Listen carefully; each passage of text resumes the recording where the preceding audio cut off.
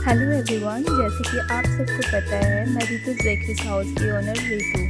तो आप लोगों को पता है मैं बानाहट से अपने घर से ही बहुत सालों से ये होम बेकरी रन कर रही थी, पर कुछ रीजंस की वजह से पिछले 1.5-2 साल से मैंने बेकरी को बंद करके रखा था। क्लासेस भी बंद करके रखी थी क्योंकि घर में फंक्शन वगैरह तो चलते रहता है ना।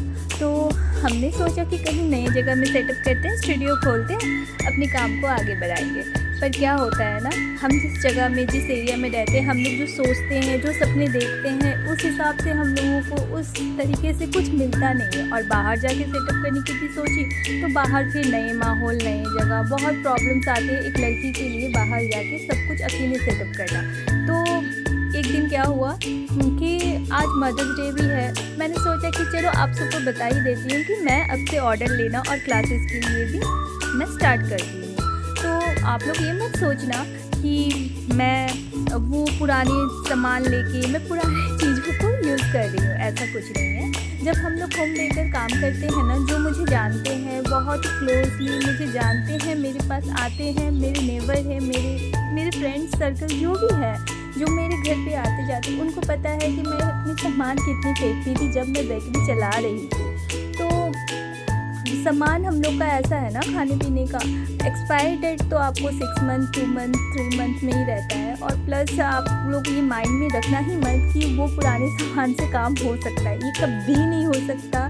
जो होम बेकर है वो अच्छे से जानते हैं। हम लोग जब काम करते हैं ना, एक ऑर्डर के लिए, एक चुटकी के लिए, एक 1 स्पून के लिए हम लोगों को 2-2 किलो, 3-3 किलो का सामान उठाना पड़ता है, 1-1 किलो को उठाना पड़ता है, लेकिन वो यूज़ ही नहीं आता है। फिर हम लोगों को ओपन करने के बाद वो 1 से 1.5 महीना ही चलता है और नहीं ऑर्डर आया, और 1-1.5 महीना बाद सेम चीज़ का आया तो हम लोग को फिर से ऑर्डर करके फिर से वो रिस्टॉक करना पड़ता है। और रितुस बेकरीज हाउस ये नहीं है कि मैं बिज़नेस के लिए ओपन की थी या कुछ बिज़नेस सोच के। मैं बेकिंग छोड़ के मेरा जीने का कोई वजूद ही नहीं है।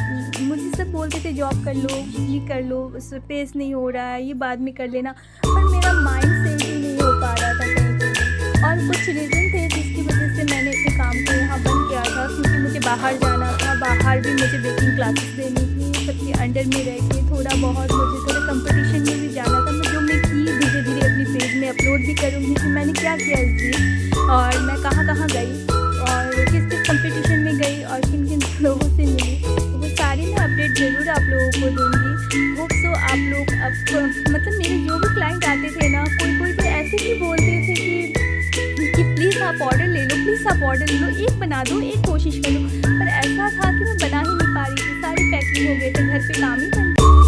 पर अब बैक टू बैक सारी मटेरियल्स मेरे यहाँ पे आती जा रही है और मैं ऑर्डर लेना स्टार्ट कर रही हूँ और क्लास भी देना स्टार्ट कर दी हूँ। क्लासेस के लिए बुकिंग स्टार्ट हो चुकी है और ऑर्डर भी मैं ले रही हूँ, लेकिन ऑर्डर प्लीज़ आप लोग टाइम से बुकिंग करना।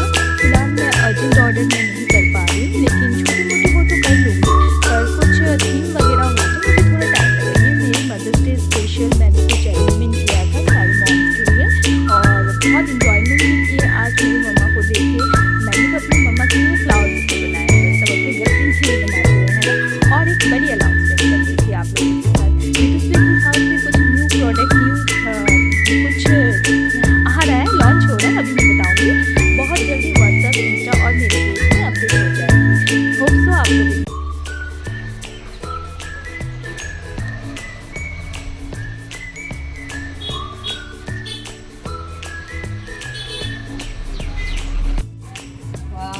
बहुत ही अच्छा है।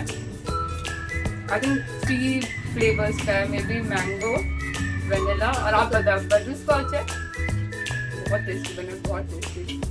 क्रीम बहुत ऐसे एकदम सॉफ्ट है, पता ही नहीं चल रहा है, मुंह में घुल गया है। होप सो आप लोग मुझे पहले जैसा प्यार करोगे और पहले जैसे सपोर्ट दोगे। Thank you so much for watching.